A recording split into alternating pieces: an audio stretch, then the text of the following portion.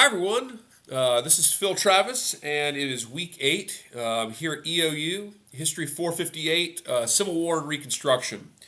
Um, First of all, hopefully everybody has submitted their book review for This Republic of Suffering.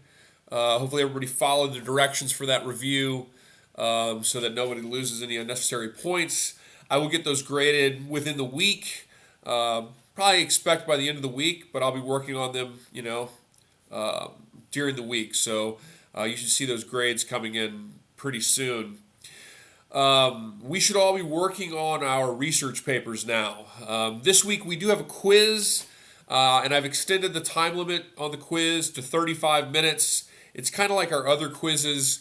It is on our reading this week. We're reading this week from McPherson, chapter 27 and 28 from Battle Cry of Freedom.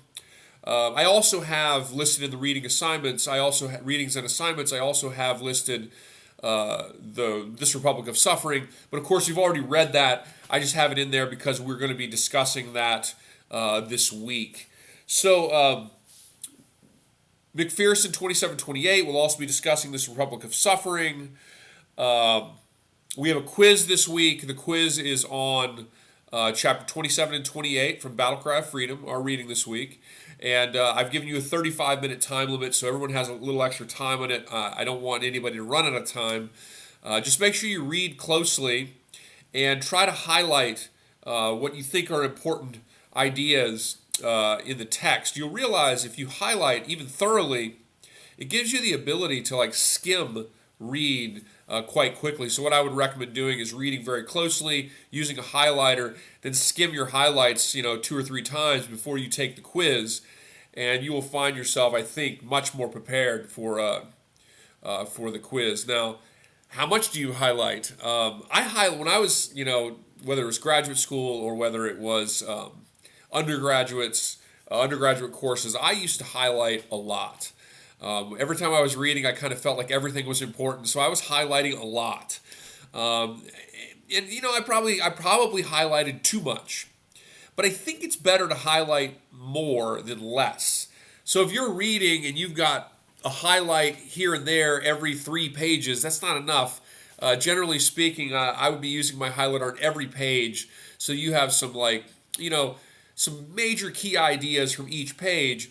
And you can skim through those really quick if you're able to highlight some of the most important stuff. So I would say when you use the highlighter in this class or in future classes, make sure you're being pretty thorough with the highlighting, and then skim it a few times, and that'll really help you when it comes to retaining information for something like a quiz like this, which is on 2 chapters, chapter 27 and 28.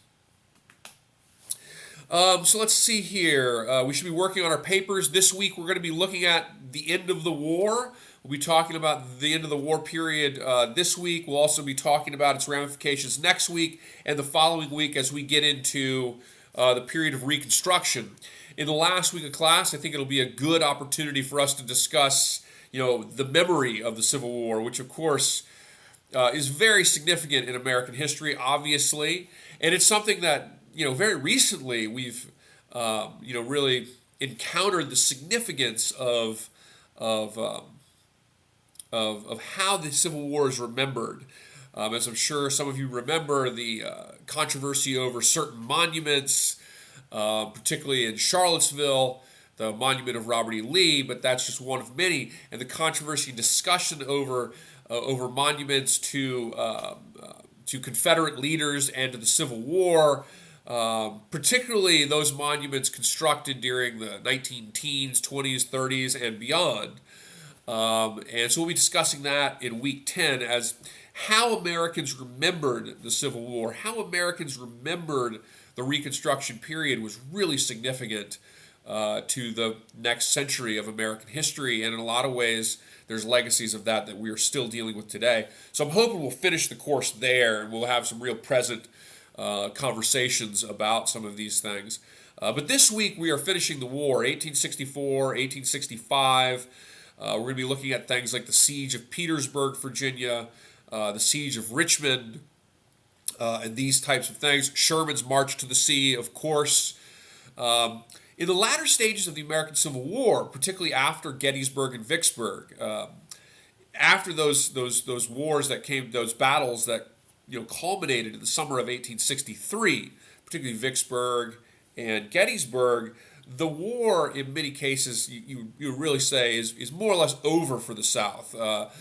The South's ability to launch, the types of offensive sort of actions that Lee launched when he made the attack on Gettysburg.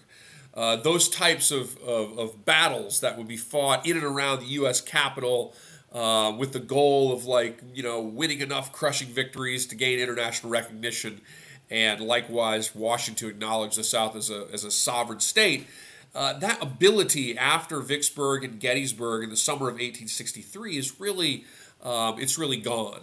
And at this point, the South is really facing a defensive war that is really a slow grinding down of the South. And in a lot of cases, it's at this phase of the war that you see some of the most horrifying realities, whether it is the terrible conditions in the southern prison camp of Andersonville, or the horrible conditions in the almost World War I style battlefields around places like Petersburg, where we see a long siege and sort of trench warfare. You see very, very tough home front issues as well in the Confederacy. And interestingly, by that period of the war, while the Confederacy's economy is really being destroyed and people are really facing some real difficulties, many areas of the North in the Union, which were, of course, free from blockade, free from battle, and so forth, were facing a relatively economic boom period.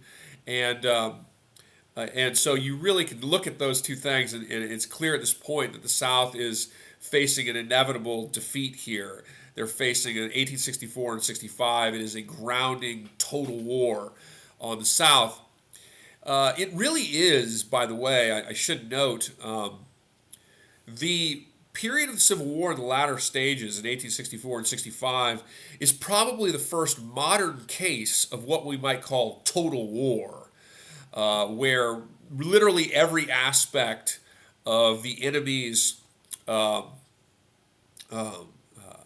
population, its territories, beyond its militaries, every aspect of the opponent is targeted in an effort, to win a total unconditional victory.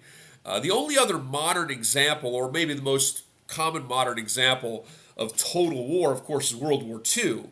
World War II was a total war on all fronts, with civilian populations being widely targeted in a myriad of fashions, from aerial bombardments to blockades to the sinking of merchant ships, and so on and so forth. And of course, the Second World War takes total war to an entirely another level. But the first case, as historians like Thomas Zeller, who is a professor at the University of Colorado Boulder, he wrote a book about World War II called Annihilation. And Zeller argues that the American Civil War is the first case, with events like Sherman's March to the Sea, is the first case of what you might call total war, where the enemy's sort of every element of the enemy, whether it's for direct military purpose, or whether it's about demoralizing the civilian population, every element of the enemy is targeted in an effort to win an unconditional surrender, which of course the Union achieves in April of 1865. The factoid for this week is this. Remember, email me this factoid no later than Wednesday by midnight.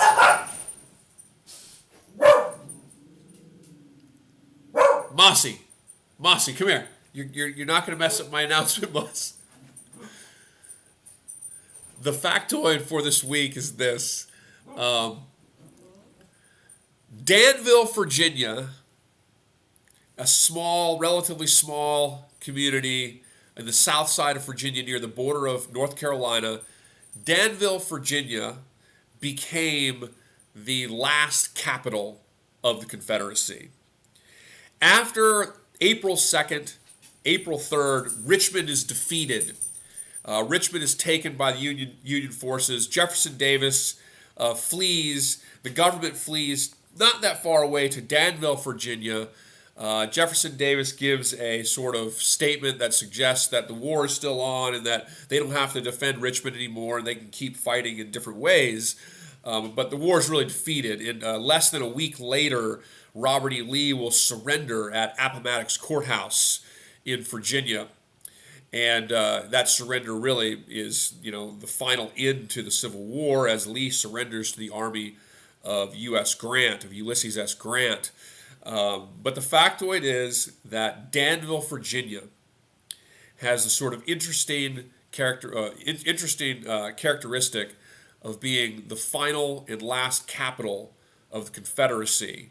It was the capital of the Confederacy for a very short period of time, following the defeat of Richmond at the beginning of April 1865. So Danville, last capital of the Confederacy.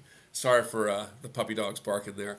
But let's have a great week. Let me know if you have any questions. I'll get those book reviews graded soon. Be working on those research papers. I can't wait to see them. We've got a couple more weeks until those are due. So be working on those. Don't delay. And let's have a great week.